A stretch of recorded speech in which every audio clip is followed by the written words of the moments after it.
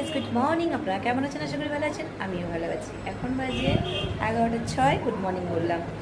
ভোরবেলা উঠেছিলাম, ছেলে 4টে নাগাদ বেরিয়ে গেছে, তো আবার শুয়েছি। আবার মেয়ে 8টার দিকে পড়তে গেল, আবার উঠলাম। তো এই আর কি চলছে।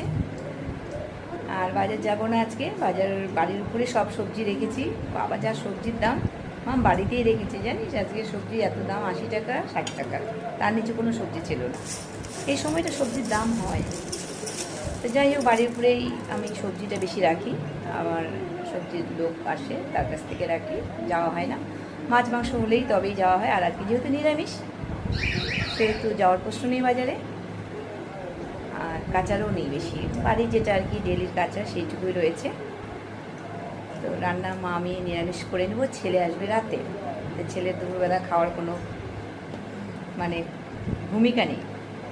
তো ওই জন্যই তোমার হচ্ছে কী যেন বলে, রাতে দেখা যাবে। এখন মা আমি একটা কিছু করে নেব, ডাল সবজি টবজি একটা করে নেব।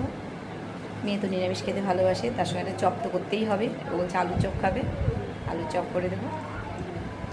এই হচ্ছে আজকের আপডেট। যাই হোক, বড় হলে আমার প্রণাম নেবে, ছোটো হলে অনেক ভালোবাসা নেবে। লাইক করছেন না, লাইক করবেন প্লিজ।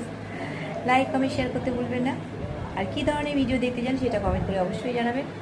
ভালো থাকবেন, সুস্থ থাকবেন। আর আজকে কি রাধার জন্মদিন, তো সবাইকে বলি Hare Krishna, Radha happy birthday, tata.